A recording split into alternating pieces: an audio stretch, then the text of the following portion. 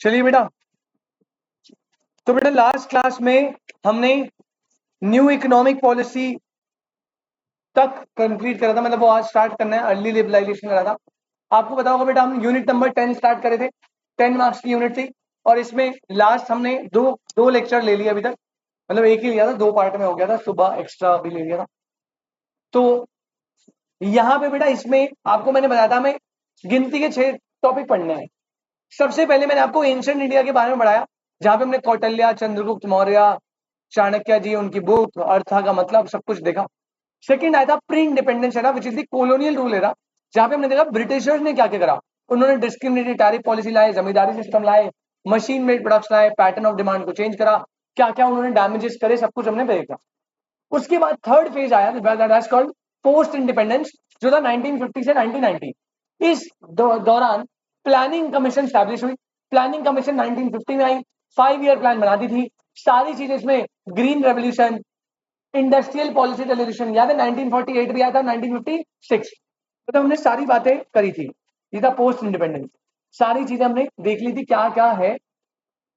Philosophy थी, IPR 56 था, green revolution हमने देखा, लैंड रिफॉर्म्स देखे, और भी बहुत सारी चीजें, एमआरटीपी एक्ट भी देखा।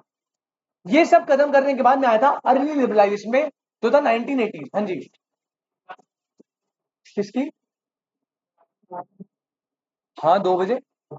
हाँ, इसके बाद तुम्हारी कौन सी क्लास होती है? 1 बजे है ना, 1 बजे फिर ब्रेक होगा, मेरी सीएस वालों के साथ क्लास है। उसके बाद आपकी 2 बजे 2:15 तक क्लास स्टार्ट कर देंगे, ठीक है, कोई दिक्कत नहीं है। तो अकाउंट्स की तो शायद कुछ कंफर्म नहीं है अभी, देखते हैं। अब आता है बेटा द एरा ऑफ रिफॉर्म्स। अभी जो द एरा ऑफ रिफॉर्म्स है 1980 अर्ली लिबरलाइजेशन, इसको देखना। मैंने इसमें बताया था कि सरकार को ये चीज समझ आई कि हम सारा रोल अगर पब्लिक को दे देंगे और प्राइवेट को रिस्ट्रिक्ट करके रखेंगे, तो ऐसे ग्रोथ नहीं हो सकती।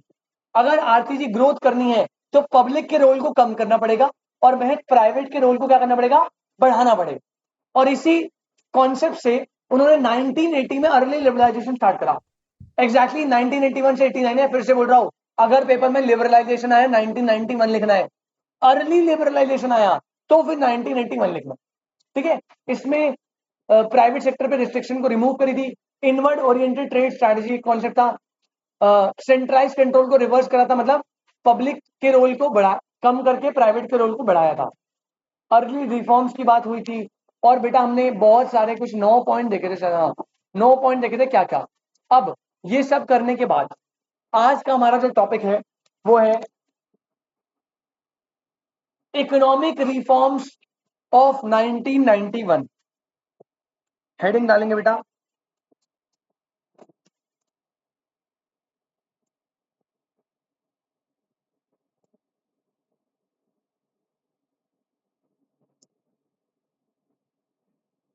तुम्हारी डेट शीट आ गई क्या पेपर की? कब है पेपर तुम्हारा?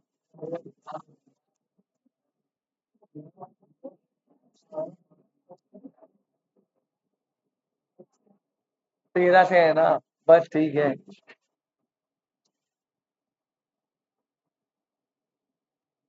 इकोनॉमिक रिफॉर्म्स ऑफ 1991, ठीक है बेटा, कोई टेंशन नहीं लेनी।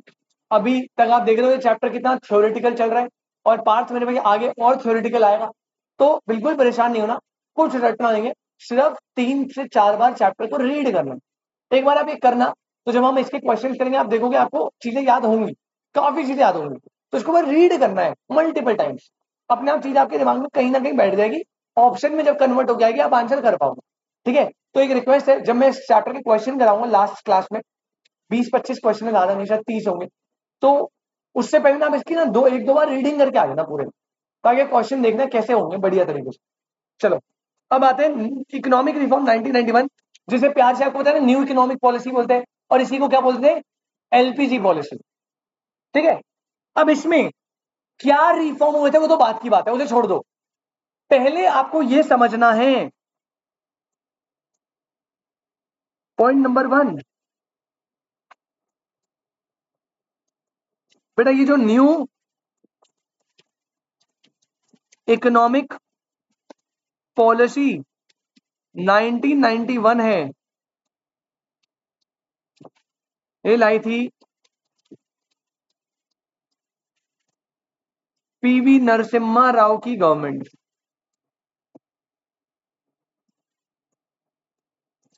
उस टाइम पे जो प्राइम मिनिस्टर थे वो थे पीवी नरसिम्हा राव।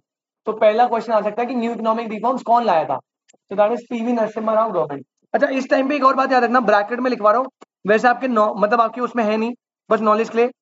और ये पॉलिसी मेन जिसने बनाई थी, मेन जो पर्सन इसके पीछे थे वो थे finance minister doctor Manmohan Singh. तो बेटा आप इन्हें कुछ भी बोल लीजिए, इंडिया के फाइनेंस मिनिस्टर तो ये बेस्ट थे, आज तक इनसे अच्छा कोई फाइनेंस मिनिस्टर नहीं हो पाया। बहुत बड़े इकोनॉमिस्ट है डॉक्टर मनमोहन सिंह, डॉक्टर इसलिए ना इकोनॉमिक्स में पीएचडी करी हुई है।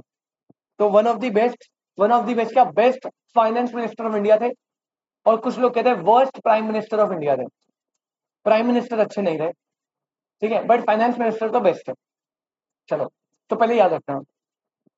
दूसरा पॉइंट, पॉइंट नंबर 2, अब ये हेडिंग है बेटा, पॉइंट नंबर 2 लिखना,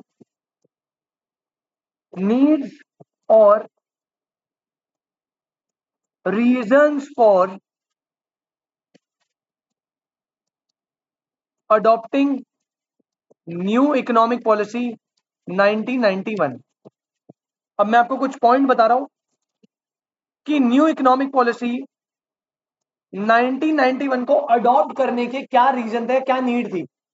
अब बहुत सिंपल से रीजन आपने 12th में पढ़े, मैं पर मेजर बताता हूँ। आरती बेटा, इससे पहले पॉलिसी आई थी आईपीआर, है ना, उसमें आपने पब्लिक सेक्टर का रोल क्या करा था, बहुत ज्यादा, प्राइवेट का रोल क्या करा था, बहुत कम। तो बेटा इकोनॉमी के बैठ गए थे भट्टे, लेंटल लग गए थे गंदे वाले। क्या क्या हो गया था, पहला, जितने भी पब्लिक सेक्टर थे सबकी परफॉर्मेंस क्या थी, पुअर। भाई सारा बर्डन पब्लिक को दे दिया तो परफॉर्मेंस थोड़ी अच्छी निकलेगी, लॉस में चल रही है इंडस्ट्री। तो पहला पुअर परफॉर्मेंस हो रही थी पब्लिक की। दूसरा बेटा जो बीओपी होता है ना, बैलेंस ऑफ पेमेंट, पता है 12th में, बैलेंस ऑफ पेमेंट जो एक्सपोर्ट इंपोर्ट रिकॉर्ड करता है ना, रेस्ट ऑफ द वर्ल्ड के साथ। हमारा बैलेंस ऑफ पेमेंट चल रहा था डेफिसिट में, मतलब एक्सपोर्ट हम कर नहीं रहे थे और दबा के क्या कर रहे थे, इंपोर्ट। तो पॉइंट नंबर 2 बीओपी डेफिसिट में था। जब बीओपी डेफिसिट में होगा तो बेटा फॉरेन एक्सचेंज रिजर्व क्या होंगे, कम। मतलब डॉलर आया 100, हमें देना है 200, तो बैलेंस 100 तो हमें अपने रिजर्व से देना पड़ेगा ना, जिसकी वजह से डेली बेसिस में हमारा रिजर्व क्या हो रहा था, कम। और इतना कम हो गया था कि सिर्फ 2 हफ्ते के इंपोर्ट के पैसे बचे थे। Continuously unemployment, continuously inflation, gulf crisis, मतलब इतनी ज्यादा वाट लग गई थी कि इंडिया की गवर्नमेंट गई पता किसके पास, वर्ल्ड बैंक के पास। किसके पास, और वर्ल्ड वर्ल्ड बैंक से लोन मांगा $1 बिलियन का। उन्होंने बोला $1 बिलियन अपने को चाहिए, हमारी इकोनॉमी क्राइसिस पे। अब वर्ल्ड बैंक ने बोला कि यार आपकी इकोनॉमी इसलिए क्राइसिस पे है क्योंकि आपकी इकोनॉमिक पॉलिसीज है गलत। आप दे रहे हो पब्लिक को रोल ज्यादा, प्राइवेट को कोई फ्रीडम नहीं है, बाहर के लोग आप पे इन्वेस्ट नहीं कर सकते, और इतनी रिस्ट्रिक्शन के साथ आपकी इकोनॉमी कभी रिवाइव ही नहीं कर पाएगी। तो अगर मैं आपको लोन दे वो भी दूंगा ना $1 बिलियन का, तो होगा क्या, जो आज क्राइसिस आया है वो 6 महीने टल जाएगा, 6 महीने बाद फिर हो जाएगा। तो वर्ल्ड बैंक ने कंडीशन रखी कि पर पीवी नरसिम्हा राव के सामने कि अगर आपको लोन चाहिए तो हम आपको लोन तभी देंगे जब आप प्राइवेट सेक्टर की involvement बढ़ाओगे।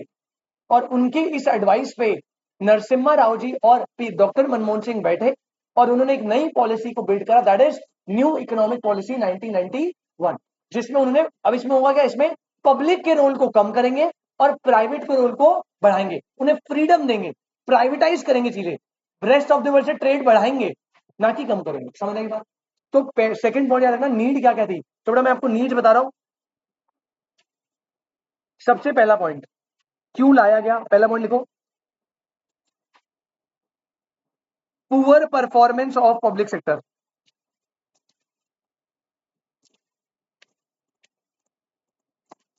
Poor performance of public sector.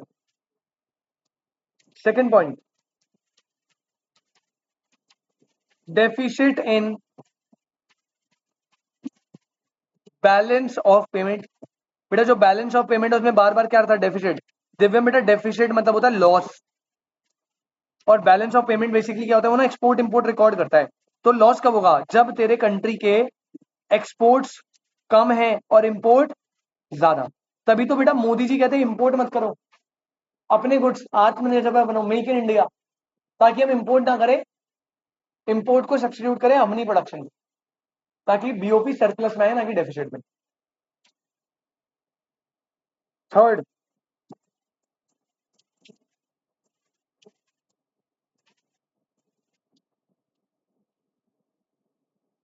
Decrease in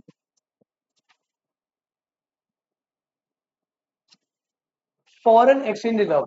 जब बार बार आपका बीओपी डेफिसिट में आएगा तो फिर आपके पास पैसे कम होंगे, इंपोर्ट की तो पेमेंट करनी है, तो आप अपने रिजर्व में से पैसे दोगे, जिससे रिजर्व कम हो जाएंगे।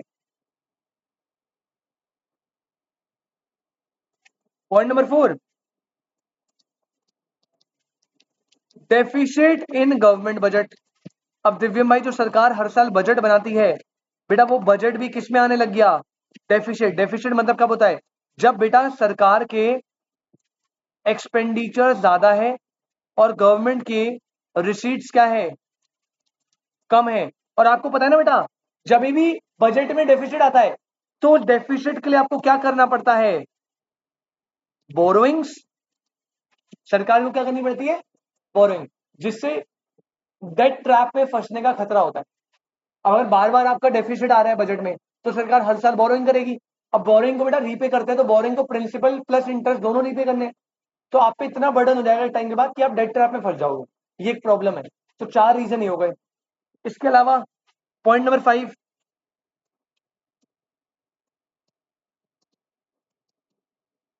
Continuous borrowing, that is increase in foreign dependence. अब आप अगर पैसे रेस्ट ऑफ द वर्ल्ड से मांगोगे तो फॉरेन डिपेंडेंस बढ़ेगा, जो अच्छी बात नहीं होती। पॉइंट नंबर 6, बेटा बहुत ज्यादा उस टाइम पे इन्फ्लेशन एंड अनएम्प्लॉयमेंट होने लग गई।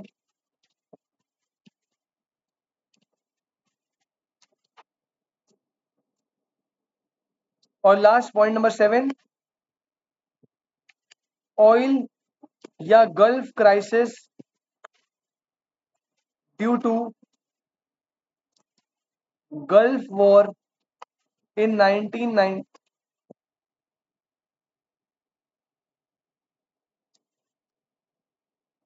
1990।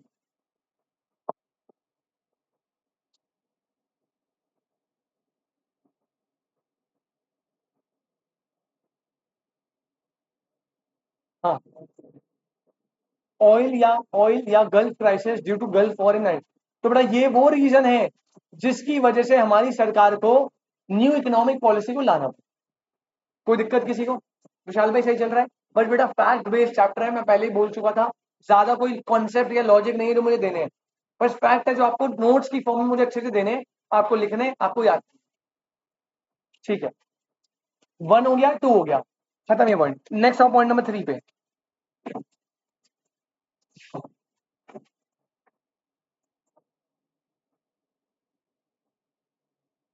पॉइंट नंबर 3, फिर ये सब चीजों के एक चलते सेकंड। 1991 कॉमा गवर्नमेंट ने शिफ्ट करा फ्रॉम सोशलिस्ट मॉडल। बेटा याद है ना, पहले हमने सोशलिस्ट मॉडल फॉलो करा था, नेहरू जी वाली फिलॉसफी थी, सोशलिस्ट मॉडल, सब कुछ सरकार। तो हमने सरकार वाले मॉडल से शिफ्ट करा फ्रॉम सोशलिस्ट मॉडल टू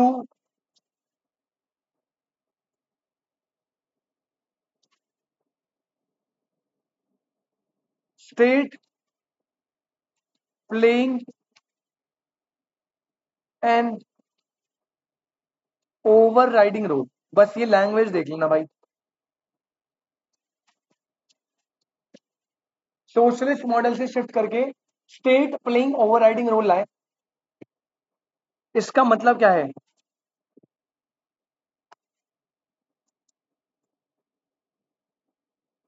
इसका मतलब है हमने गवर्नमेंट के रोल को कम करा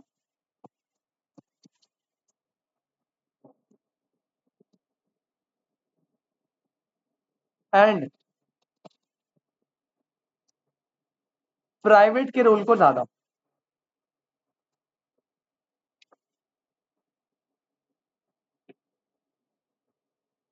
ठीक है,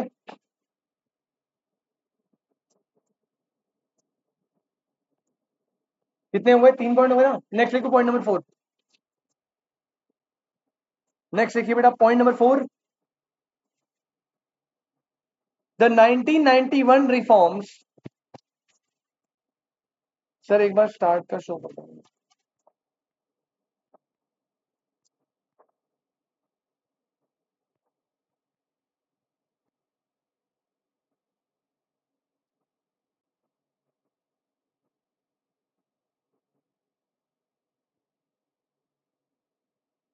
बेटा अभी थोड़ा सा स्क्रीनशॉट ये लिख ले, क्लास के एंड पे एक बार बोल दिया। 1991 reforms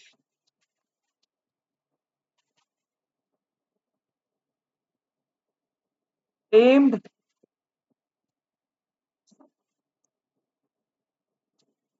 to move the economy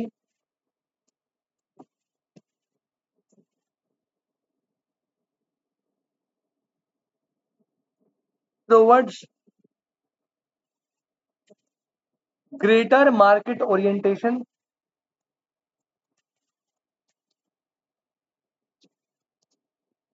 and external openness।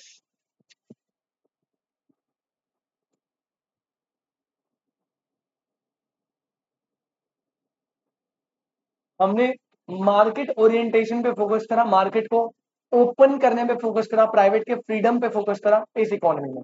तो एम बता दिया, एम क्या था? एम था greater market orientation and external openness. Next बेटा point number 5,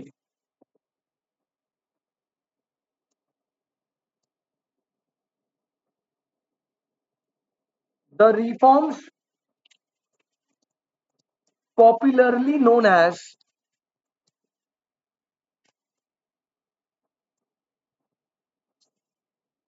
the reforms popularly known as liberalization,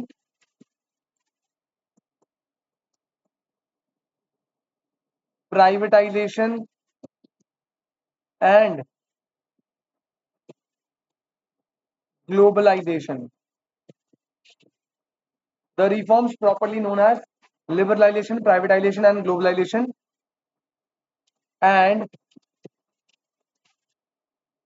had two major objectives। बेटा टू मेजर ऑब्जेक्टिव्स अंडरलाइन कर लेना, क्या क्या था।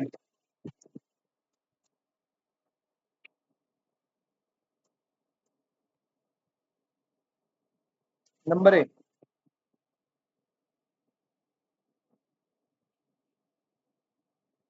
देखो जैसे मैं लिख रहा हूं वैसे लिखना। पहला था जो सेंट्रली प्लान, सॉरी, जो centrally directed and highly controlled है इकोनॉमी, उसे कन्वर्ट करके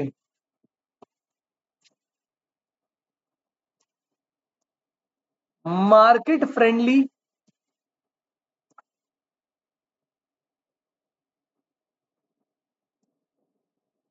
और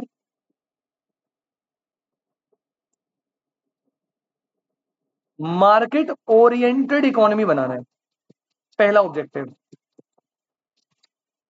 वैसे एम में भी ये लिखा था मार्केट ओरिएंटेड या एक्सटर्नल ओपननेस। जो पहले हमारी economy centrally directed highly control थी, सरकार का सब कुछ था, उसे शिफ्ट करके भूमि क्या बनाना है बेटा? मार्केट फ्रेंडली और मार्केट ओरिएंटेड। बट ये वर्ड याद रखना, सेंट्रली डायरेक्टेड से मार्केट फ्रेंडली। और दूसरा एम था सरकार का, जो मेन था वो ऑब्जेक्टिव था इस पॉलिसी को लाने का, सब्सटैंशियल रिडक्शन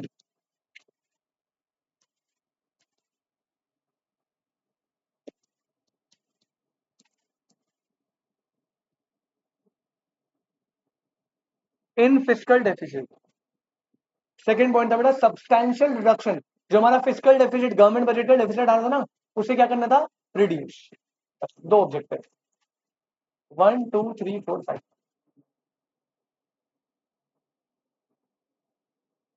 हो गए 5 पॉइंट।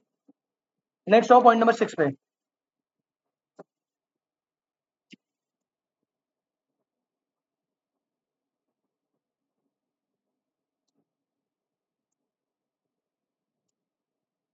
द पॉलिसीज आर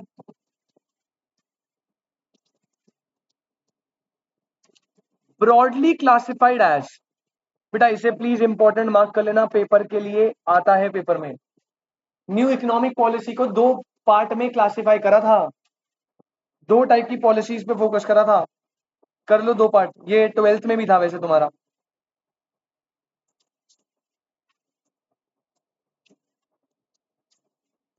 बेटा एक होती थी पहली स्टेबलाइजेशन मेजर्स, और दूसरी होती थी, हाँ जी, ब्रॉडली एल लगा दे गलती से,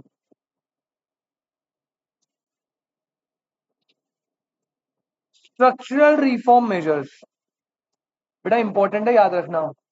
अब मैं पहले मतलब बता देता हूँ, फिर आपको थोड़ा बेटर समझ आएगा। ये जो न्यू इकोनॉमिक पॉलिसीज है, इसमें पॉलिसीज को दो टाइप में कैटेगराइज करा गया। Sir please explain B point again. बेटा जो डेफिसिट है, सरकार का जो फिस्कल डेफिसिट आ रहा है, जो बजट में डेफिसिट आ रहा है, उसको रिड्यूस करना है। क्या इसमें क्या बताऊं, पहला गवर्नमेंट के रोल को कम करके मार्केट को फ्रेंडली बनाना है। दूसरा, जो सरकार का बार बार डेफिसिट आ रहा है, मतलब खर्चे ला दे और रिसीट आ नहीं रही, उसको कम करना है। कैसे कम करेगी भाई, खर्चों को कम करेगी और रिसीट को बढ़ाएगी। बेटा इस पॉलिसी को कितने पार्ट में क्लासिफाई करा, दो। अब समझना ये क्या है, सुन कुलदीप भाई बात बता। मान लीजिए अगर कोई बच्चा है जो बेटा 10 टाइम फाउंडेशन में फेल हुआ है, 10 टाइम, वैसे तो उसे कोई हक नहीं है 11वीं बार देने का, लेकिन मान लो 10 टाइम फेल हो गया, तो एक बात बताओ, जब वो 11वीं बार मेरे से पढ़ने आया, तो मैं उसे ये बोलूं कि इस बार तेरे 90+ स्कोर करेंगे। सोचो आइडियली क्या बोलना चाहिए मुझे। मतलब अगर आप ग्रोथ में नेगेटिव हो, तो क्या मैं आपको ये बोलूंगा पॉजिटिव बना देंगे पहले, या मैं ऐसे बोलूंगा कि भाई देख पहले ना, जो तेरा नेगेटिव ग्राफ है ना, उसे स्टेबल करते हैं। पहले हम कोशिश करते हैं कि इससे नेगेटिव ना जाए। अगर मेरे को लॉस हो रहा है, बार बार लॉस हो रहा है, लॉस हो रहा है, तो पहला मेरा गोल ये नहीं होगा लॉस को प्रॉफिट बना दूं। पहले ये कि लॉस से मैं एक ब्रेक इवन पे आ जाऊं, लॉस को मिनिमाइज करके मैं ब्रेक इवन पाऊं, मतलब ना प्रॉफिट हो ना लॉस हो। पहले मैं स्टेबिलिटी पे फोकस करूंगा। किस पे, तो सरकार ने इनिशियली देखा कि यार हमारी ग्रोथ नेगेटिव है, डेफिसिट बढ़े जा रहा है, तो पहले उन्होंने ग्रोथ पे फोकस नहीं करा, पहले बनाया स्टेबलाइजेशन मेजर। क्या मेजर, बेटा इसमें आप इंप्रूवमेंट पे फोकस नहीं करते, आप फोकस करते हो on correcting and controlling, on correcting and, और ये मेजर होता है शॉर्ट टर्म। तो प्राइमरी एम होगा कि शॉर्ट टर्म में आप चीजों को कंट्रोल और करेक्ट कर लो कि इससे ज्यादा खराब ना हो, और एक बार वो स्टेबिलिटी आ गई कि नीचे नहीं जा रहे, फिर आप फोकस करोगे कि अब नीचे नहीं, अब कहां जाना है, ऊपर जाना है। मतलब ऊपर मतलब वो ऊपर नहीं, मतलब ग्रोथ लानी है। तो सेकंड आते हैं स्ट्रक्चरल रिफॉर्म मेजर, जो लॉन्ग टर्म के लिए होते हैं, और इनका फोकस होता है improving and increasing. I repeat, इस पॉलिसी के दो मेजर से, पहला स्टेबलाइजेशन मेजर। कुलदीप ये शॉर्ट टर्म के मेजर होते हैं जो फोकस करते हैं स्टेबिलिटी पे, यानी कंट्रोलिंग एंड करेक्टिंग में। कंट्रोलिंग एंड कि भाई हमारा डेफिसिट ना बढ़े, हमारी इन्फ्लेशन ना बढ़े, कंट्रोल में रहे। एक बार जब आपने उसे कंट्रोल कर लिया, पॉजिटिव नेगेटिव नहीं जा रहा, बैलेंस हो गया, तब आप आगे लॉन्ग रन ऑब्जेक्टिव बनाओगे जिसमें आप फोकस करोगे ग्रोथ पे, इंप्रूवमेंट पे, इंक्रीजिंग पे। बात समझ आ रही है। तो इस पॉलिसी को भी गवर्नमेंट ने दो लेवल पे इंप्लीमेंट करा। पहला स्टेबलाइजेशन मेजर, इसमें लिखो पहली बात, ये होते हैं short term measures. Stabilisation measures हमेशा कब के लिए होते हैं बेटा,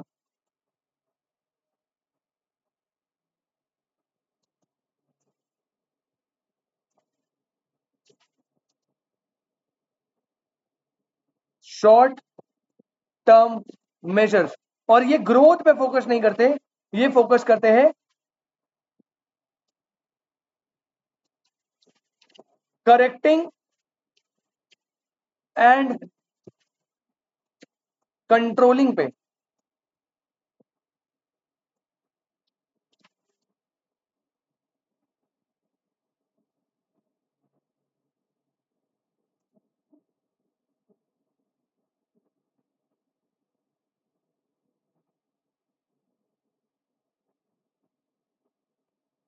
लिख लेना, correcting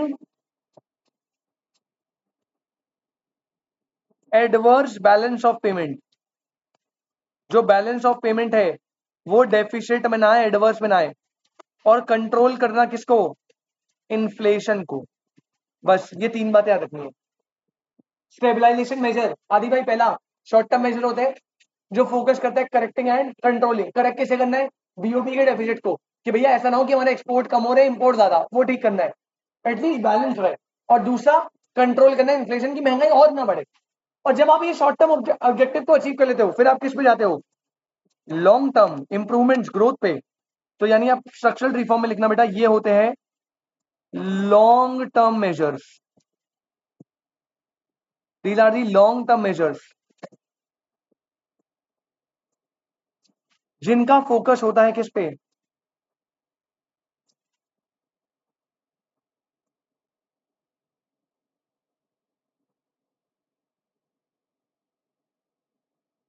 increase productivity and competition. तो इंक्रीज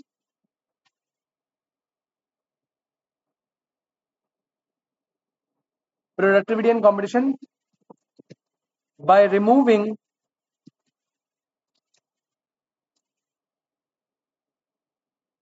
रिजिडिटीज।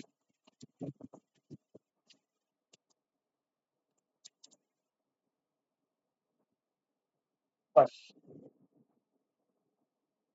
यहां तक कोई दिक्कत? अब बेटा हमने सारी बेसिक बातें कर ली है। अब मैं मेन रिफॉर्म्स पे जा रहा हूँ जो 1991 में है। पॉइंट नंबर 1 2 3 4 5 एंड 6, 6 पॉइंट हो गए। कोई दिक्कत? यहाँ तक डन है ना? चलो अब हम मेन पॉलिसी पे जाते हैं। अब आप क्या करिएगा, एकदम फ्रेश पेज लेना और उसे कर लेना हॉरिजॉन्टल।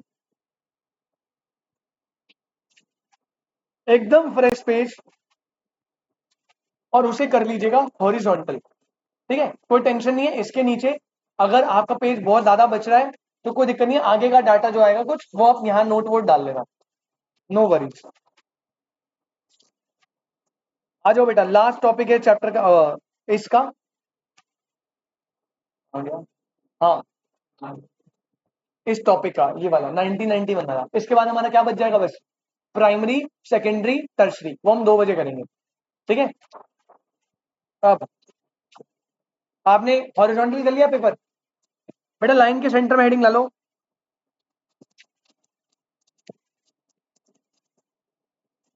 New economic policy 1991।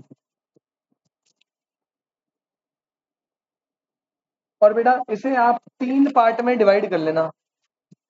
जैसे आपको पता है एनईपी पॉलिसी में 3 पार्ट थे।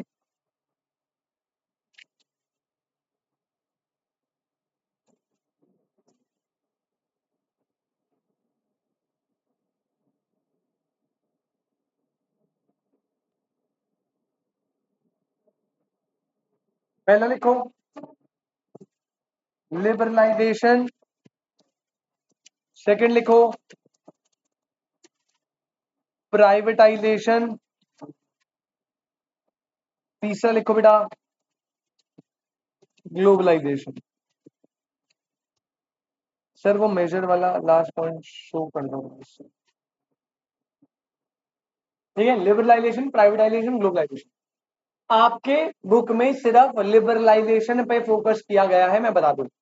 प्राइवेटाइजेशन ग्लोबलाइजेशन का कोई भी ज्यादा कुछ कंपोनेंट नहीं दिए, तो मैं थोड़ा थोड़ा बस समझा के छोड़ दूंगा। मेन मेरा काम लिबरलाइजेशन बताना है। ठीक है जी। आरती जी, लिबरलाइजेशन में लिखेंगे क्या होता है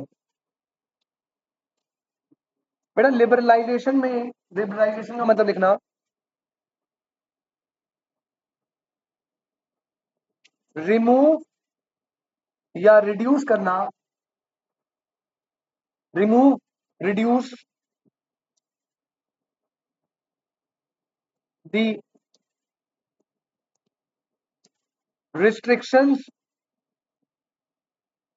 or barriers on the private sector. बेटा लिबरलाइजेशन मतलब होता है फ्रीडम देना। क्या देना? फ्रीडम। तो प्राइवेट सेक्टर पे जो रिस्ट्रिक्शन या बैरियर्स है उनको कई जगह पे तो रिमूव भी कर दिया, हटाई दिया, और जहां पे नहीं कर सकते थे वहां पे रिड्यूस कर दिया रिस्ट्रिक्शंस को, और इस कॉन्सेप्ट को बोला लिबरलाइजेशन। क्या बोला? लिबरलाइजेशन। सेकंड आता है प्राइवेटाइजेशन। अब प्राइवेटाइजेशन क्या होता है? प्राइवेटाइजेशन होता है बेटा selling of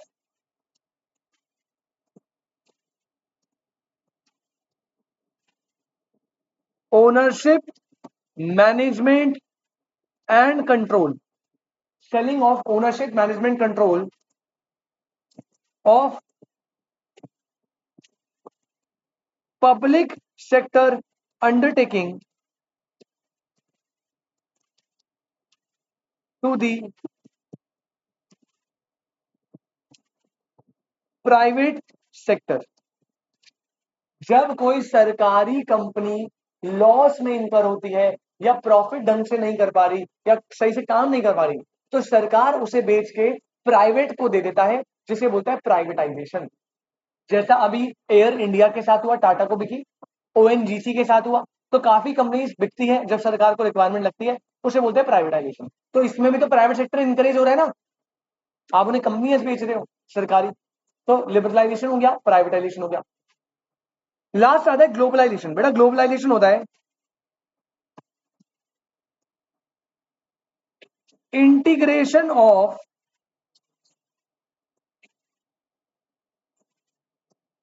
domestic economy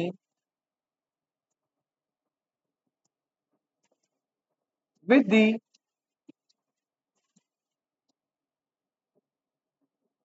world economy. Integration of domestic economy with the world economy to ensure fair trade and promote international trade. बेटा ग्लोबलाइजेशन मतलब होता है दो कंट्रीज के बीच में बैरियर्स को तोड़ना और इकोनॉमीज को मिलाना। मिलाना है मतलब ये कोशिश करता है कि ट्रेड जो है ना बिटवीन कंट्री वो ज्यादा से ज्यादा हो, अच्छे से अच्छा हो, और उसमें जो टैक्स के बैरियर्स है वो क्या हो? कम से कम। और जब आप एक्सपोर्ट इंपोर्ट ज्यादा करोगे तभी आपकी ग्रोथ हो सकती है। इंपोर्ट भी उतना ही जरूरी है जितना एक्सपोर्ट। जब आप इंपोर्ट करोगे बाहर से, एप्पल के फोन लाओगे, सैमसंग के फोन लाओगे, तभी तो हमारे इंडिया का माइक्रोमैक्स ग्रो करेगा ना। करा नहीं वो अलग बात है, बट तभी तो कर पाएगा। अब अगर मान लो इंडिया में सिर्फ टाटा और महिंद्रा गाड़ी है, तो बेटा वो ग्रोथ नहीं करेंगे फिर, जब तक मार्केट में किया नहीं आई, जब तक मार्केट में वोल्क्सवैगन नहीं आई। अब किया ने क्या करा? अब देखा किया एक नई कंपनी है, वैसे किया होंडाई की है, होंडाई की सब ब्रांड है, लेकिन किया ने आते ही मार्केट डिस्टर्ब कर दी पूरी, इतने कॉम्पिटिटिव सेक्टर, ओलिगोपोली में अपनी एंटिटी बना ली। क्यों? उसने भाई कंपटीशन ही तोड़ दिया। पहला उसने सिर्फ उन कार को टारगेट करा जो इंडिया में चल रही है, एसयूवीज। इंडिया एक एसयूवी मार्केट है, सबको एसयूवी ज्यादा पसंद है, तो उसने सेगमेंट ही, आप देख लो किया की कोई सेडान नहीं आती, कोई हैचबैक नहीं है, कोई कूपर नहीं है, सारी क्या है? एसयूवीज या मिनी एसयूवीज, है ना, सेल्टॉस हो गई, सोनेट हो गई। दूसरा, किया अपने बेस मॉडल में वो फीचर देता है जो टाटा महिंद्रा मिड या टॉप मॉडल में दे रहे। किया के बेस मॉडल में सनरूफ है, किसी और गाड़ी में मैंने सनरूफ नहीं थी, बेस मॉडल में बता रहा हूं। किया के बेस मॉडल में ऑटोमेटिक वो है विंडोज, अदरवाइज होते हैं ना विंडोज खोलने वाले, बेस मॉडल में वो आते हैं। किया के बेस मॉडल में आपको कुछ ऐसी ऐसी गाड़ी है जिसमें वेंटिलेशन सीट्स मिल रही है, मतलब ऐसी चीज। अब देखो फॉर एग्जांपल अगर किया ना है मार्केट में, तो क्या ऑटोमोबाइल में टाटा महिंद्रा ग्रोथ कर पाएंगे? जब उन्होंने देखा कि यार किया बेस मॉडल में ही दे दिया है, हमें भी देना पड़ेगा। तो फॉरेन कंपटीशन से ही ग्रोथ होती है भाई, और ये ग्लोबलाइजेशन यही इंश्योर करता है। तो तीन स्टेप होते हैं इस पॉलिसी के, liberalisation, globalisation and privatisation. Liberalisation में प्राइवेट सेक्टर की रिस्ट्रिक्शन को कम करा, प्राइवेटाइजेशन में पब्लिक सेक्टर जो अच्छे से परफॉर्म नहीं कर रहा उसे बेच के किसको दे दिया? प्राइवेट को। और ग्लोबलाइजेशन में डोमेस्टिक और वर्ल्ड इकोनॉमी को इंटीग्रेट करा ताकि ट्रेड हो ज्यादा फेयर तरीके से और बैरियर्स क्या हो? कम से कम। I hope this is clear. किसी को कोई डाउट? पार्थ, भूमिक, बेटा क्लियर है ना? ऑनलाइन वाले बच्चे बेटा दिव्यम, देवव्रत, परमीत, समर्थ, सोनम। बेटा यहां तक कोई दिक्कत प्लीज बताएंगे। ओ शिट यार मीटिंग। बेटा एक सुनो, एक बात सुनो, मैं ना अभी वेरी गंदे बच्चे। अबे यार अभी मीटिंग। हाँ जी, तो बेटा ये तीनों पार्ट हो गए आपके, वापस रखो। ये तीनों हो गए, एलपीजी तीनों बता दिया। अब लिबरलाइजेशन को बेटा आप डिवाइड करना स्टार्ट करना, 1 2 3 4 5, 5 पार्ट में। लिबरलाइजेशन को आपकी बुक में वैसे तो 2 और है, अगर मैं बनाना चाहूं, लेकिन मैं बनाऊंगा नहीं फालतू में।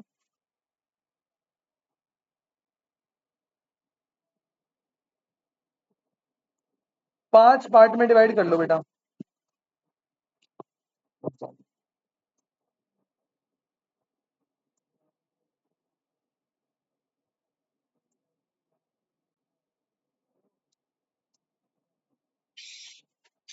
बातें मत करो यार।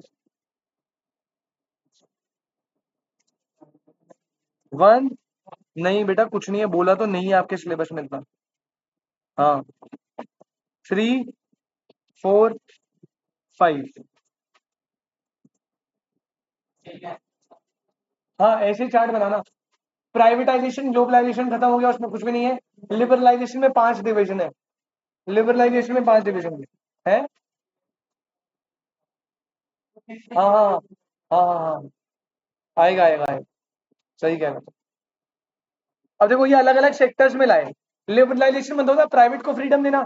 अब अलग अलग जगह फ्रीडम दी। सबसे पहले आएगा फिस्कल रिफॉर्म।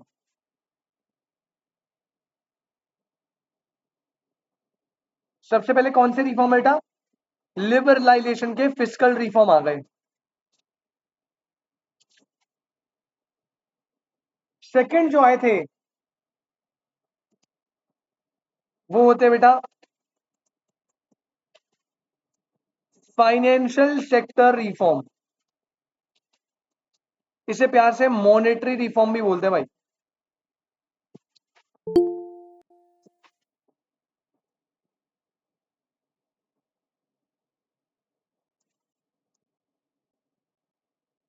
ठीक है, लिबरलाइजेशन के अंदर पहला फिस्कल रिफॉर्म, फिर आते हैं फाइनेंशियल सेक्टर यानी मॉनेटरी रिफॉर्म, फिर आता है एक बहुत ही नकली वाला point, that is capital market reform. ये मैंने तुम्हें ऑलरेडी पढ़ा दिया वैसे।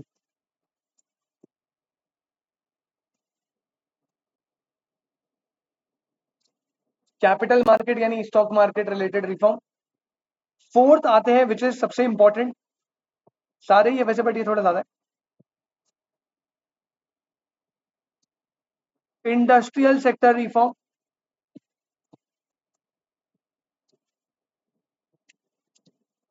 जिसको आप ब्रैकेट में न्यू इंडस्ट्रियल पॉलिसी भी बोल सकते हो। इससे पहले याद है आपको कौन सी चलती थी? Industrial policy resolution 1956। इससे पहले वो चल रही थी, अब इसको चेंज करके आए न्यू इंडस्ट्रियल पॉलिसी। तो ये इंडस्ट्रियल सेक्टर रिफॉर्म हो गए। और लास्ट बेटा पॉइंट नंबर 5 आता है आपका, that is trade policy reform. तो सरकार ने प्राइवेट को जो फ्रीडम दी थी वो बेटा टोटल 5 जगह दी है। पहला फिस्कल के सेक्टर में, फाइनेंशियल सेक्टर में, कैपिटल मार्केट के सेक्टर में, इंडस्ट्री में और ट्रेड में। अब हमें ये देखना है कहां कहां पे क्या क्या रिफॉर्म करे थे, और ये सारा लिबरलाइजेशन में। स्टार्ट करें। सबसे पहले कौन सा रिफॉर्म आएगा बेटा? पहले तो फिस्कल को अंडरलाइन कर लो। फिस्कल मतलब होता है वो related to government expenditure and receipt. जब भी आप गवर्नमेंट के खर्चे और रिसीट से रिलेटेड बात करते हो तो उसे फिस्कल बोलते हैं। जो हमने 12th में पढ़ा था फिस्कल पॉलिसी। फिस्कल पॉलिसी क्या होती थी? इसमें सरकार अपने खर्चे और रिसीट में चेंज करती है। आएगा भी, यहाँ पे भी आएगा आगे चैप्टर में। बट अभी फिस्कल रिफॉर्म पढ़ रहे हैं जहां पे गवर्नमेंट एक्सपेंडिचर, तो हम देखेंगे कि सरकार ने अपने खर्चे और रिसीट में क्या क्या चेंज करे। तो देखते हैं भाई, पॉइंट्स लिखो इसके अंदर। पहला रिफॉर्म नंबर 1,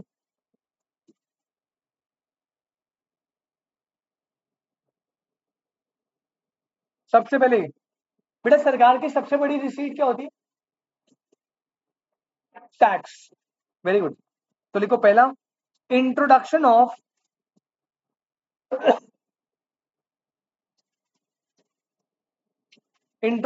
थोड़ा छोटा छोटा लिखना भाई, stable and transparent tax structure. 5 5 6 6 point है, एक आधे के थोड़े ज्यादा भी है, तो उस हिसाब से लिखना। पहला उन्होंने थोड़ा टैक्स का स्ट्रक्चर को चेंज करा और उसे स्टेबल और ट्रांसपेरेंट बनाया। क्या बनाया? Stable and transparent. आपको पेपर में आएगा which of the following is not a fiscal sector reform, आपको याद रखना। पहला स्टेबल और ट्रांसपेरेंट बनाया, ऐसा ये लोग बोल रहे हैं। Point number 2, ensure better tax compliance. बेटा पूछा ना, बहुत सारे ऐसे लोग हैं जो इनकम तो अर्न कर रहे हैं लेकिन इनकम टैक्स की कंप्लायंसेस नहीं फुलफिल करते, मतलब रिटर्न फाइल नहीं करते, टैक्स बनता है तो नहीं देते, अगर बन रहा है तो झूठे बिल लगा के रिबेट ले लेते हैं, है ना। तो लोग टैक्स की ना कंप्लायंस नहीं करते थे, तो इन्होंने इंश्योर करा कि टैक्स की कंप्लायंस बेटर हो। तो पहला स्टेबल एंड ट्रांसपेरेंट टैक्स, दूसरा इंश्योर बेटर टैक्स कंप्लायंस, कि हर बंदा अपनी रिटर्न फाइल करे, टैक्स पे करे, कोई झूठे एक्सपेंसेस दिखा के टैक्स से बच ना जाए, ये सब चीजें। थर्ड,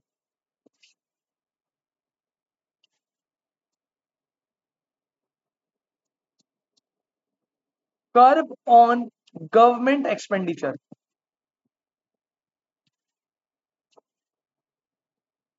बेटा कर्ब मतलब होता है, अंडरलाइन करके लिख लो, स्टॉप करना, कटौती करना। कटौती समझते हो? तो सरकार ने अपने फालतू खर्चों पे क्या करा? कटौती, कम करा, रिड्यूस करा।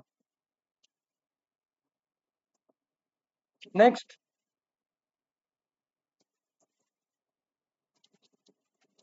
Reduction in subsidies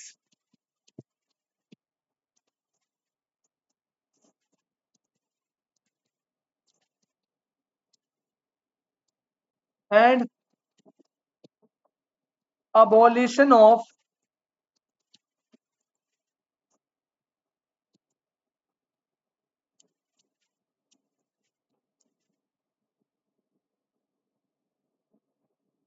unnecessary subsidy।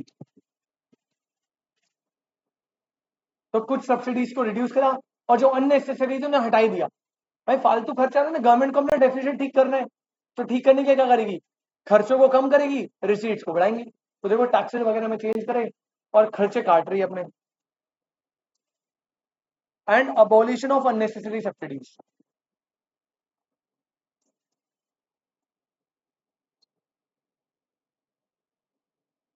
Next,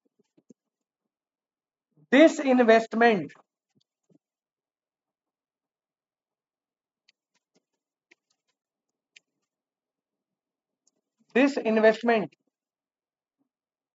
of government equity holding in public sector undertakings। तो जब आप किसी कंपनी में पैसा डालते हो उसे इन्वेस्टमेंट बोलते हैं, और आरुष जब आप उस पैसे को निकाल लेते हो, अपने शेयर बेच के पैसा ले लेते हो, उसे बोलते हैं डिसइन्वेस्टमेंट। तो सरकार ने अपने शेयर्स क्या कर दिए? बेच दिए, कंपनियां बेच दी, हमें नहीं चाहिए, फालतू बर्डन पड़ रहा था सरकार पे, तो डिसइन्वेस्टमेंट कर दिया। और लास्ट बेटा point number 6, that is public sector undertaking, encouraging private sector participation। और उन्होंने सारे चीजें करी जिससे प्राइवेट सेक्टर का पार्टिसिपेशन एनकरेज हो। तो बेटा ये थे फिस्कल रिफॉर्म, याद रहेंगे बेटा, सिर्फ रीड कर रहे हैं, दैट्स इट। टैक्स को स्टेबल ट्रांसपेरेंट बनाया, टैक्स कंप्लायंस बेटर उसे इंश्योर करा, अपने खर्चों को कम कम करा, सब्सिडीज कुछ कम कर दी, कुछ सब्सिडीज देना ही बंद कर दिया, पीएसयूज में डिसइन्वेस्टमेंट कर दी, अपना शेयर बेच के प्राइवेट को दे दिया, और लास्ट प्राइवेट सेक्टर को पार्टिसिपेशन के लिए इंकरेज करा कि आप ज्यादा पार्टिसिपेट करो, अब हम कम करेंगे। तो this is all about fiscal sector reform. ये सरकार के खर्चे और रिसीट से रिलेटेड थी। अच्छा, अगला कौन आता है बेटा? Financial sector. ये मॉनेटरी है, मतलब पता है किससे रिलेटेड? बैंक से रिलेटेड। किससे रिलेटेड? अब हम देखेंगे बैंकिंग सेक्टर में सरकार ने क्या करा। तो मैं कुछ एग्जांपल देता हूं। पहला, पहले प्राइवेट बैंक खोलना अलाउड नहीं था, अब अलाउ कर दिया।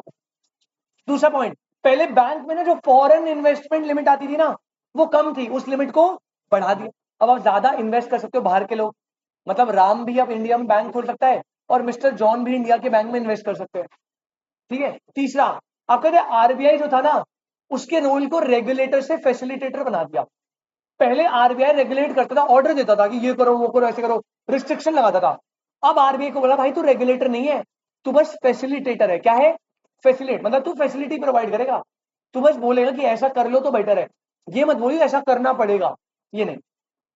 तो लिखते हैं भाई फटाफट क्या क्या चेंज है monetary banking.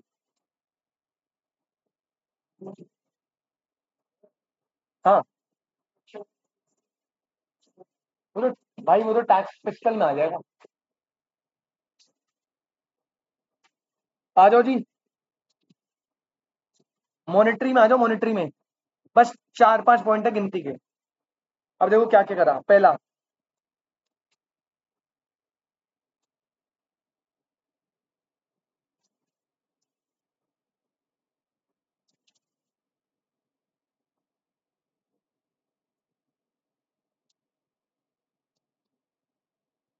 Interest rate liberalisation, comma,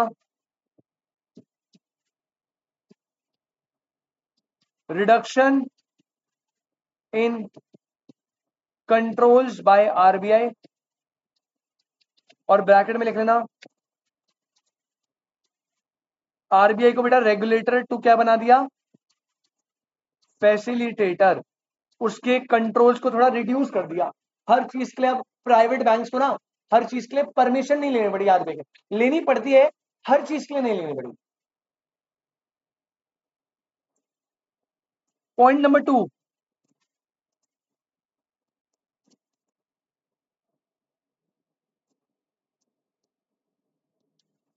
opening of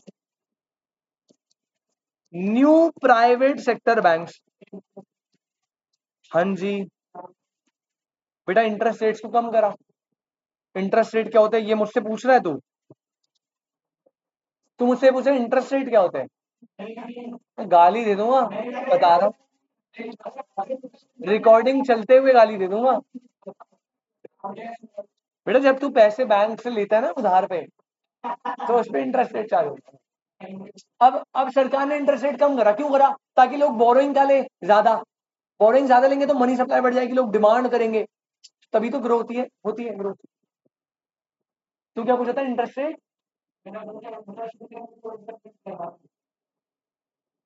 internet rate liberalization. कोई कोई सेंस दिख रहा है आपको? Internet rate liberalisation.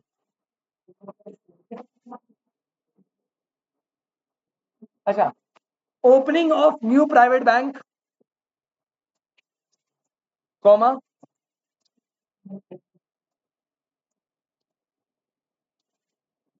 Encourage competition, इसी के अंदर है। प्राइवेट सेक्टर बैंक्स में एनकरेज हुआ कंपटीशन,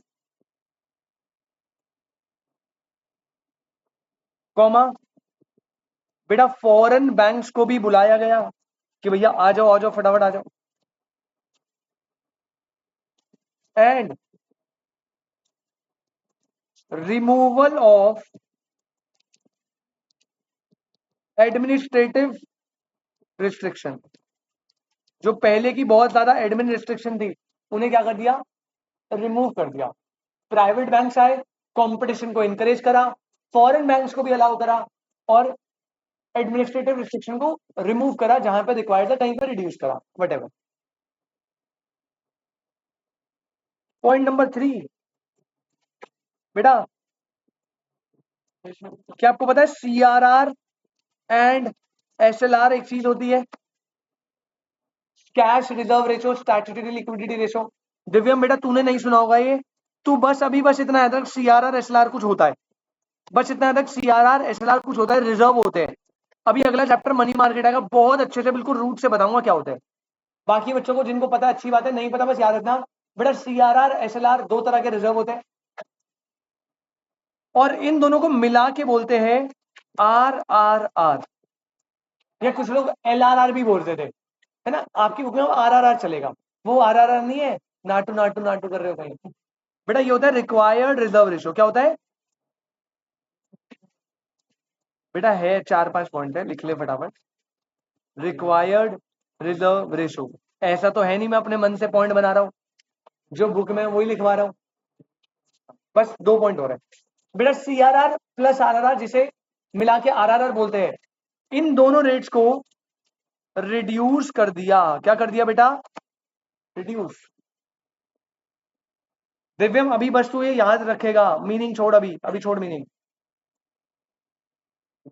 3 पॉइंट हो गए। सेकंड लास्ट पर आओ, फोर्थ लिखो बेटा।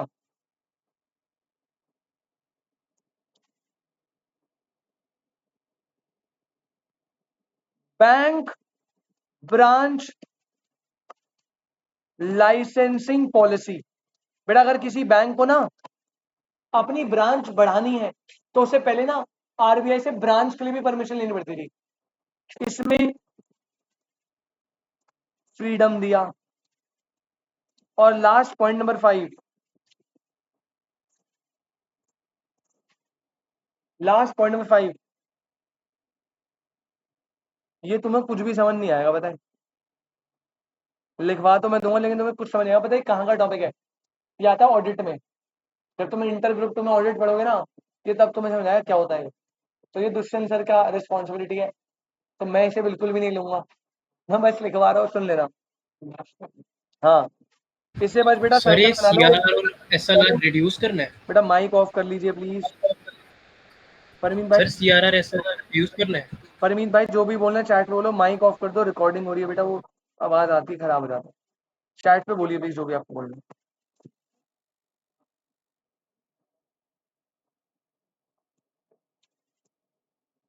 लास्ट पॉइंट बस लिख लेना, पेपर में आने के चांसेस नहीं है, ना आपसे पूछेगा क्या होता है। Prudential norm of classification of asset,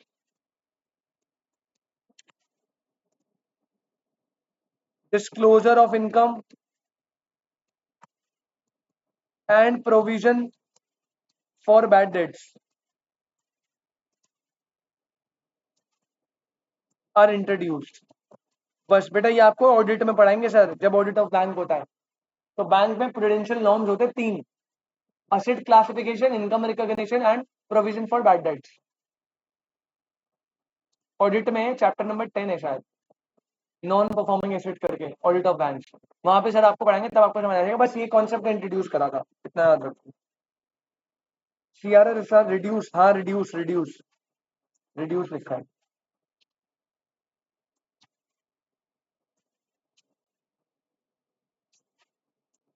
बेटा। यहाँ तक क्लियर है?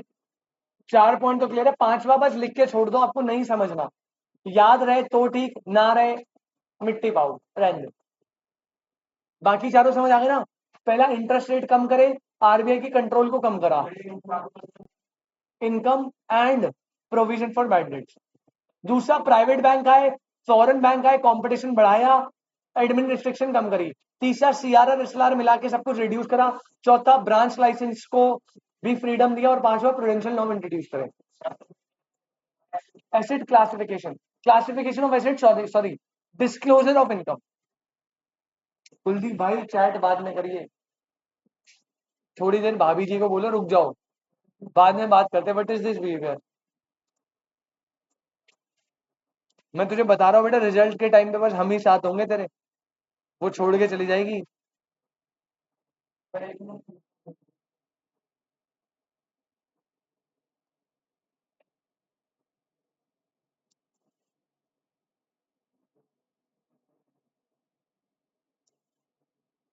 जब उसकी शादी होगी ना तो बोलेगी घर वाले मान नहीं रहे। वो सीए लड़का मांग रहा है, CA फाइनलिस्ट नहीं चाहिए उन्हें। सही बता रहा हूँ, CA फाउंडेशन वाला नहीं चाहिए। ऐसे भी बोल सकते हैं कुछ।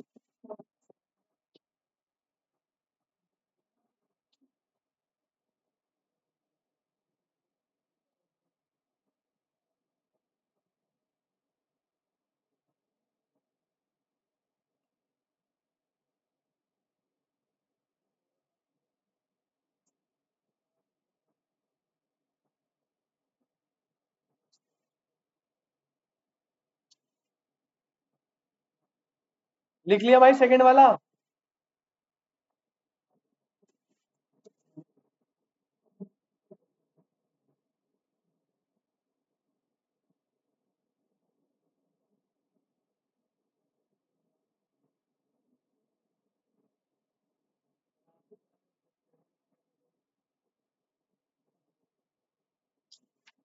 क्या कर सकते हैं,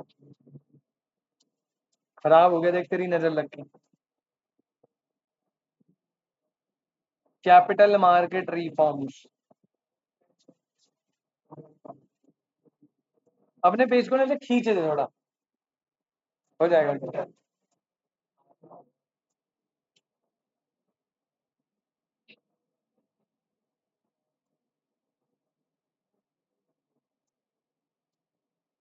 चलो भाई थोड़ा सा बचा है बस, जल्दी से, हिम्मत नहीं हारते। हो गए, 2 डन हो गए। अब आओ थर्ड पे। थर्ड तुम्हारा फेवरेट है बेटा, सॉरी। हाँ, कैपिटल मार्केट रिफॉर्म्स में आ जाओ। कैपिटल मार्केट रिफॉर्म्स, इसमें बस एक पॉइंट है, बस एक पॉइंट, जो भी आपको ऑलरेडी पता है। पहला बेटा, securities exchange board of India, किसकी बात कर रहा है ये? कब आया था? 1988, वेरी गुड। सेबी सेटअप हुआ 1988 में, लेकिन अभी ये था नॉन स्टैट्यूटरी बॉडी। क्या इसका एक्ट बना था कोई? अभी इसके पास एक्ट की पावर्स नहीं थी। लेकिन जब बाद में हर्षद मेहता का स्कैम हुआ था स्टॉक मार्केट में, तो बेटा फिर एक independent regulatory body for capital market, पूरे कैपिटल या स्टॉक मार्केट को रेगुलेट करने के लिए एक इंडिपेंडेंट रेगुलेटरी बॉडी आई। और सेटअप जो है ये हो तो पहले ही गया था ऑब्वियसली, इसको बना दिया गया। और इन द ईयर 1992 बेटा सेबी को क्या मिली थी? Statutory recognition. क्या मिली थी? Statutory recognition.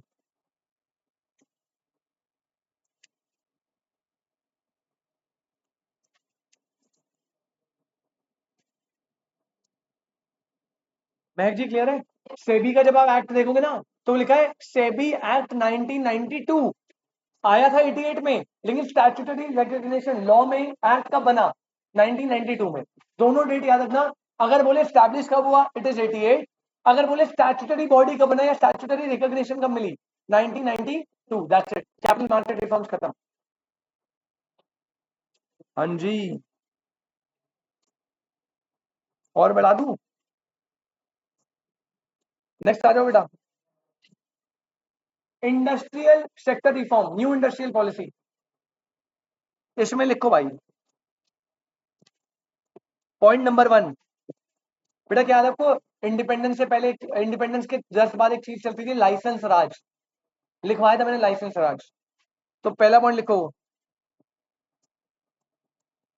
And of licence Raj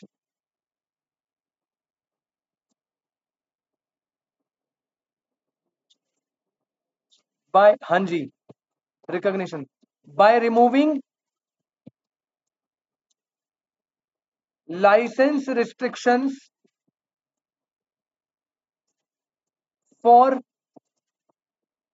all industries. देखो कैसे लिख रहा है, लाइसेंस राज को खत्म कर दिया by removing licence restriction for all industries accept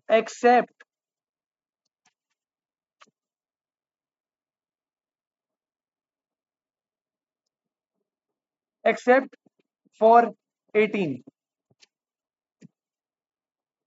बेटा लाइसेंस राज को खत्म कर दिया गया फॉर ऑल इंडस्ट्री एक्सेप्ट 18, मतलब आज भी उस टाइम पे 18 इंडस्ट्री के केस में आपको लाइसेंस लेना पड़ेगा, क्योंकि एक्सेप्ट बोला है ना, तो 18 में लगेगा। और बाद में जाके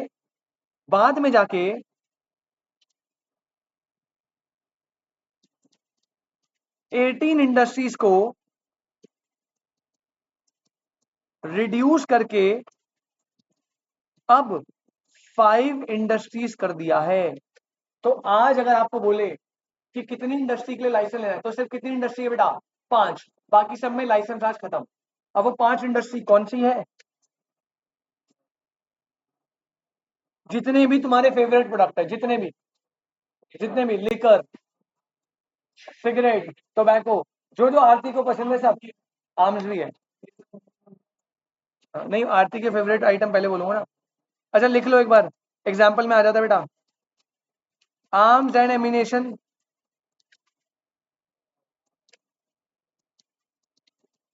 एटॉमिक सब्सटेंस। अबे कोई दिक्कत नहीं, पेज भर जाए तो अगले वाले पे आ जाना, और भसड़ मत कर देना, नीट एंड क्लीन रखना बस। पेज भर जाए तो अगले वाले पे आ जाना। हाँ, अरे देख ये लड़का भाई होशियार, ये कुछ करेगा जिंदगी में। ये लड़का कुछ है भाई, ये कुछ उल्टा पुल्टा करेगा ये फाउंडेशन के बाद पहले फाइनल देगा, फिर इंटर निकालेगा ये। हाँ ऐसे कर लो, आगे ले जाओ, कोई दिक्कत नहीं है यार। बस तुम्हें समझ आ जाए और किसी को ना आए, कोई तुम्हारी कॉपी ना मांगे, ऐसा बनाओ notes. Arms and ammunition, atomic substance. भाई arms and ammunition, atomic substance, Aarti का फेवरेट बेटा नारकोटिक ड्रग्स। हाँ उनमें सब आ गए।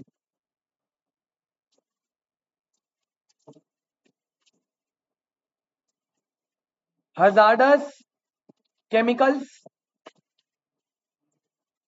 बेटा वो केमिकल जो खतरनाक नेचर के, एसिड वैसिड है वो, उसके लिए लाइसेंस यार। कैसीनो तो वैसे इंडिया में इलीगल है। गोवा में भी हूँ, मुझे नहीं पता यार, मैं जा रहा हूँ गोवा, जब भी गया नहीं हूँ। है कैसीनो वहां पे? सब स्टेक पे लगा दूंगा सारा। यार पहले जुलाई में जाना था, इन बच्चों के पेपर के टाइम, ये उसके बाद उस टाइम लद्दाख जाना था, लेकिन वो ट्रिप कैंसिल हो गई, मैं नहीं गया, बाकी सब चले गए क्योंकि सीएस वालों के पेपर आ गए उसके बाद। अब तुम्हारे एग्जाम के बाद सितंबर में गोवा है, मुझे लग नहीं रहा वो जा पाऊँ, क्योंकि सितंबर में इंटर वालों के पेपर है 23 तारीख को। तू जा। एल्कोहलिक ड्रिंक्स,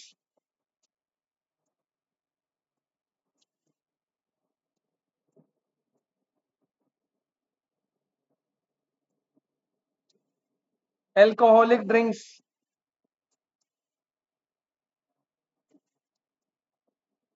सिगरेट्स, सिगार्स, ये सब है भाई।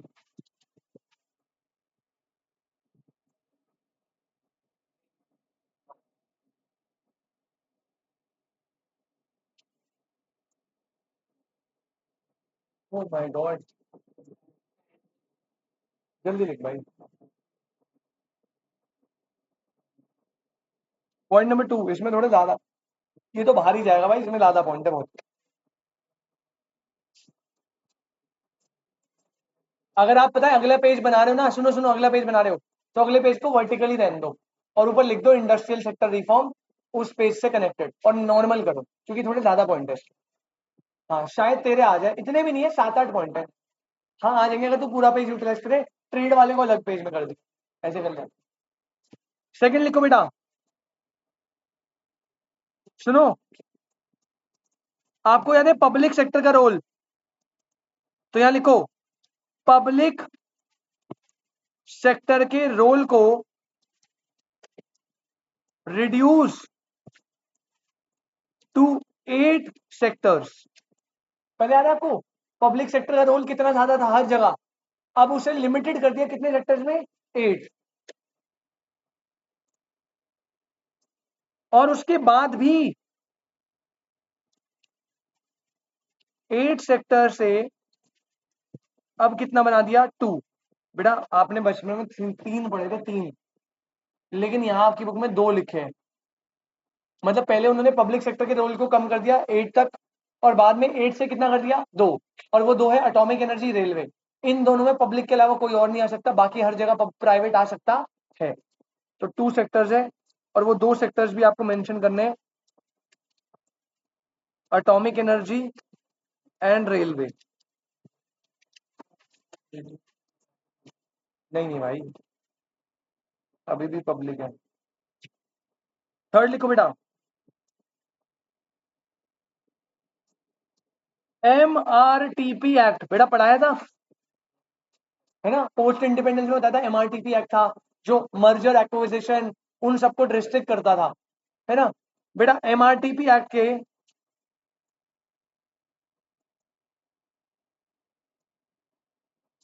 MRTP एक्ट जो है ना, उसके जो प्रोविजन थे, प्रोविजंस ऑफ मर्जर, अमेलगमेशन,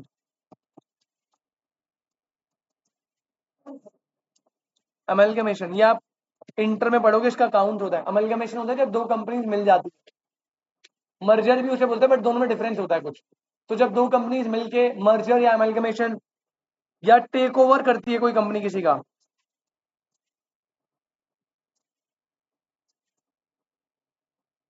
तो MRTP एक्ट में provision of merger, amalgamation, take over, बेटा इन सबको रिपील कर दिया।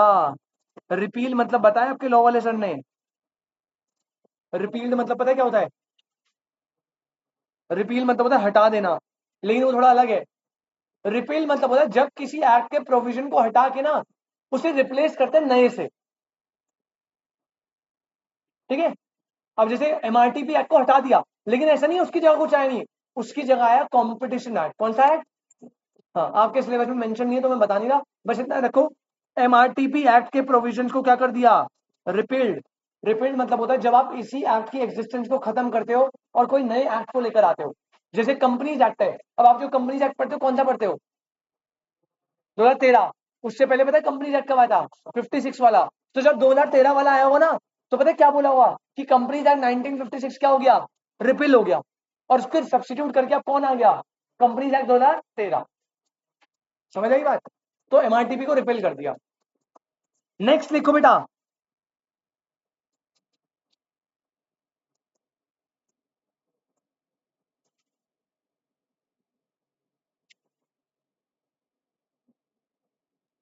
Many product of SSI।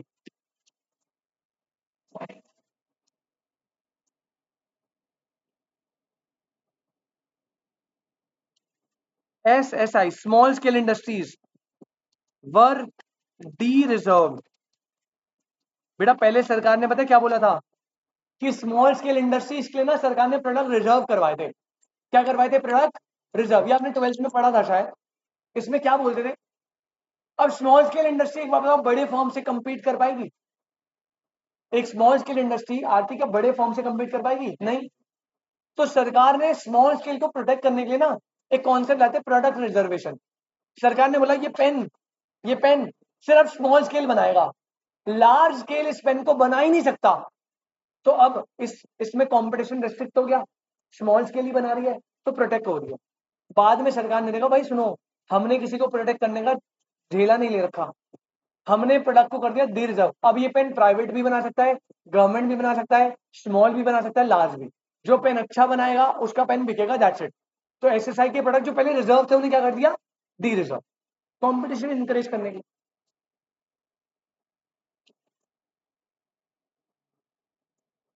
Next लिखना, कितने पॉइंट हो गए? 4। बेटा मर्ज मिलने की तरह ही होता है। जब ना दो कंपनीज मिलती है ना, उसे बोलते हैं merger and acquisition. Merger and acquisition होता है, और इसके अंदर कैटेगरी आती है अमेलगमेशन।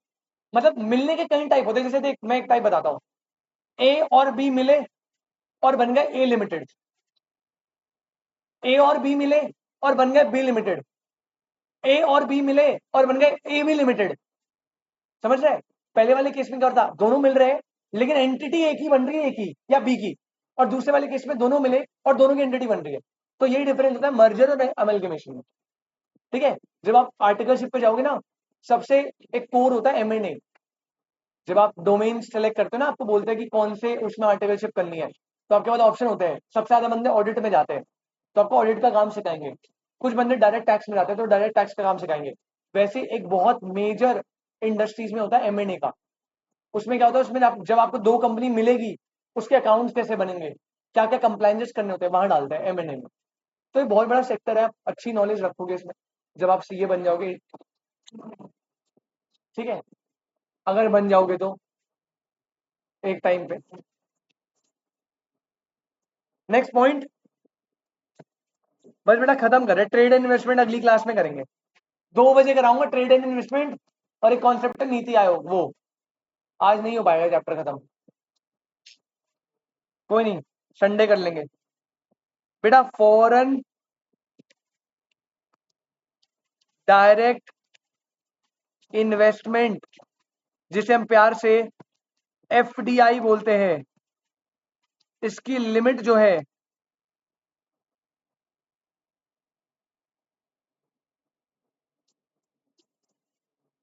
वो इंक्रीज कर दी अप टू 51%। मतलब जो बाहर से इन्वेस्टमेंट लगाते हैं ना लोग, उस FDI की लिमिट को बढ़ाकर कितना कर दिया, अप टू 51%। कुछ जगह पे 100 भी है, कुछ पे 74 भी है, लेकिन मेजोरिटी काफी जगह पे 51 कर दिया। अच्छी बात है ना, लोग एनकरेज होंगे, पूरा कंट्रोल आएगा 51 पे। अच्छा दूसरी चीज याद रखना, FDI को प्रोहिबिटेड भी करा है ओनली इन 4 सेक्टर्स। तो पेपर में आएगा कि भैया FDI कहां कहां पे नहीं लग सकती, तो 4 सेक्टर में नहीं लग सकती।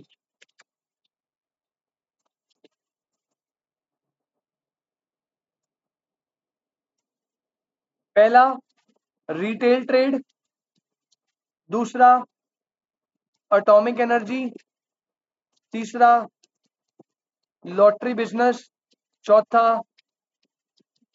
Batting and gambling. फिर से बेटा आरती के फेवरेट बिजनेस सारे, उसमें FDI प्रोहिबिटेड है, ठीक है। इनमें FDI की लिमिट नहीं है भाई, कोई पैसा नहीं लगा सकता बाहर से।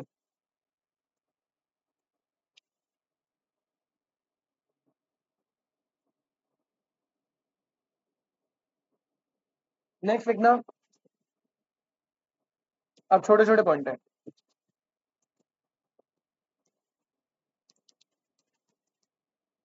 टैरिफ रेट जो है, जो टैक्स लगता है ना एक्सपोर्ट इंपोर्ट पे, टैरिफ रेट को रिड्यूस कर दिया, पता है कितने से, 355% से लेके 85%। मतलब पहले जब आप 100 रुपए की चीज मंगाते थे ना, इंडिया में कितना इंपोर्ट ड्यूटी लगता था, 355, तो 455 तक पड़ेगा आपको। देख रहे हो, 3.5 टाइम्स प्राइस बढ़ जाता है। और अब उसे रिड्यूस करके कितना कर दिया, मतलब 100 रुपए की चीज है, 85 टैक्स लगेगा, 185 का पड़ेगा आपको। ये होता है। इसके साथ साथ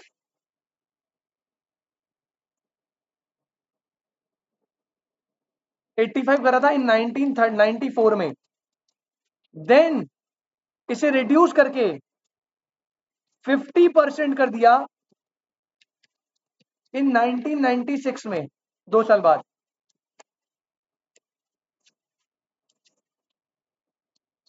एंड फर्दर रिड्यूस करके 2008 में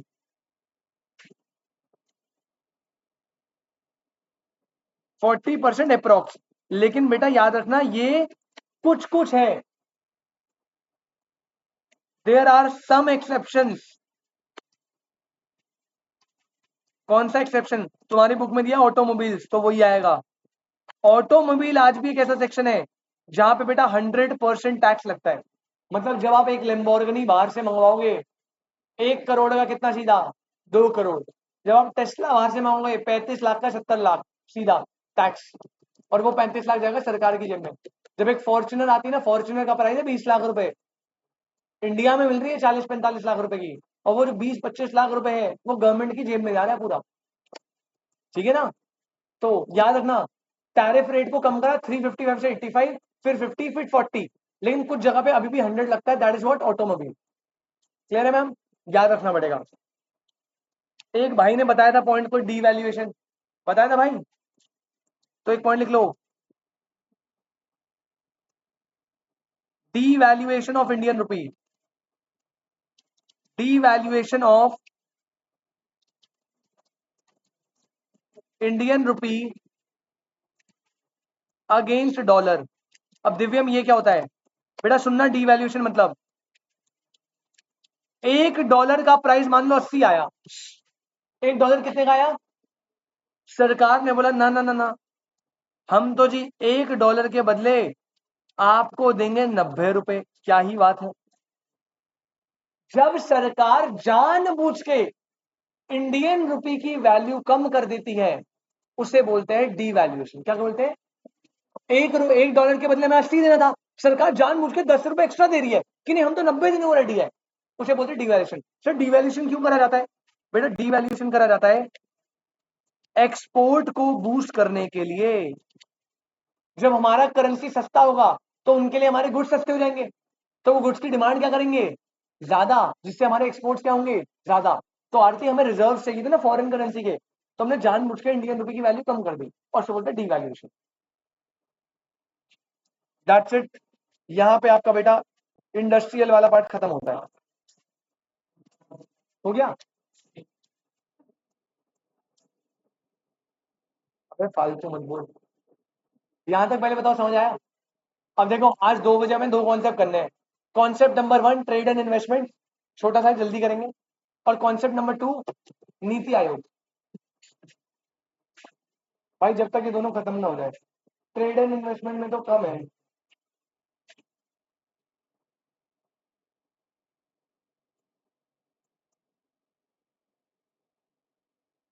बस ट्रेड एंड इन्वेस्टमेंट कराऊंगा अगली क्लास में, ये वाला पार्ट ट्रेड पॉलिसी, और फिर नीति आयोग, नीति आयोग के ऑब्जेक्टिव्स, नीति आयोग के इनिशिएटिव्स।